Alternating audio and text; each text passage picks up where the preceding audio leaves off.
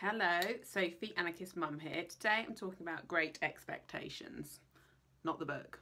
I have written a short blog on it on my website, raisinganarchist.com. If you're watching this, you're already on it. I got curious the other day. I was witnessing a mother doing her bestest to entice her son away from what he was curious about exploring, which was fascinating to observe. She was using all the words to get him to go with her to do what she needed him to do.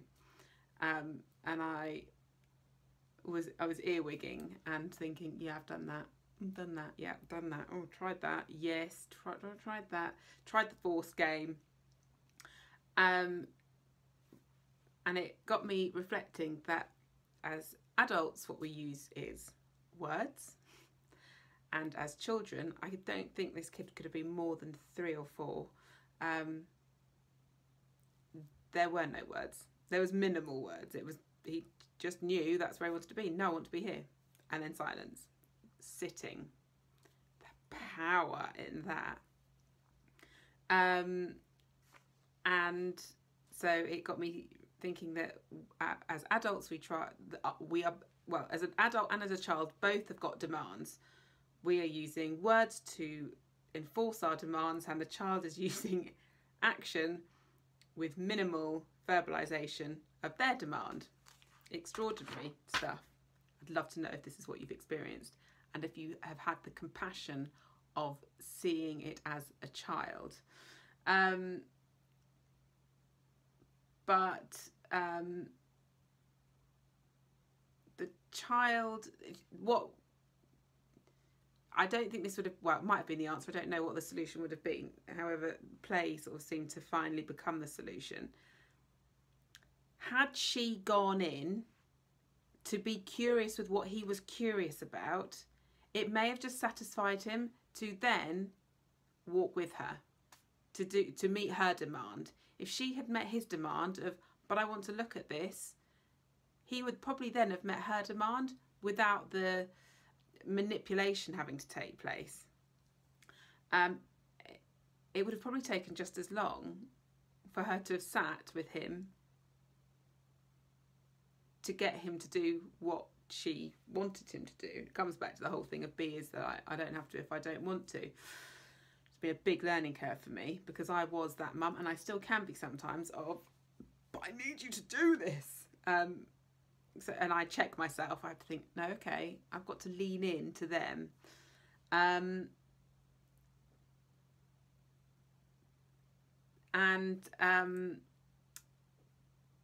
The other thing that got me thinking about was children are mirrors, and how often has the child been trying to get mum's attention? I've been guilty of this too. You know, you're on your phone, or you put value on work over playing with the children, and your child is like, please mum, please, can you come and, in B's case, can you come and play Hello Dream House?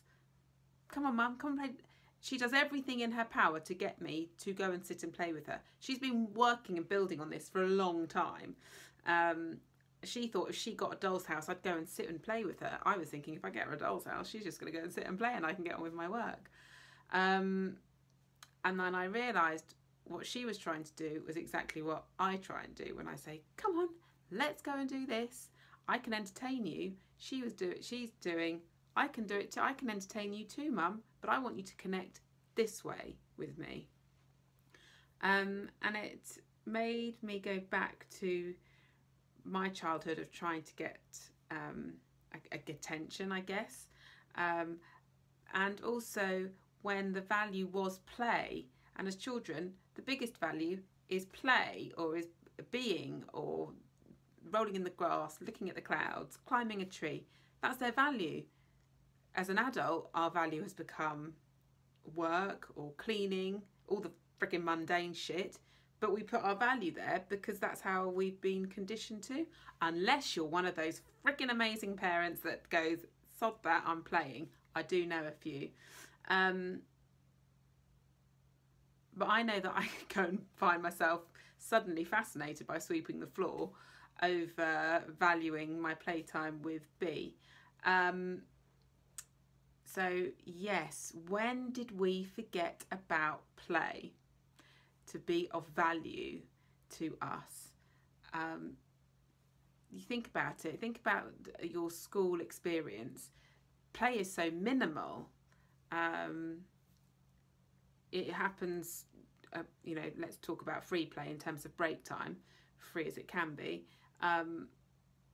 It's only, what, one hour a day and 2 15-20 minute breaks perhaps. In a whole day, there's very minimal value is put on that processing time. So it's no wonder we've got to a point of this huge value on work, or whatever it may looks like to you. So yeah, what are your distractors away from play and progress? And where does the great expectations come in on this? The expectations we put on each other, the expectations we put on a child to listen to our instructions, but for us not to listen to their instructions. Their instructions are not verbalised the way ours are, but they are still verbalised or actioned in a way of being, I'm sitting here and I'm not moving until you come and sit with me. There are great expectations of each other. So it's figuring out what your expectations are, and not projecting them onto each other, but understanding your own expectations and how they need to be nurtured.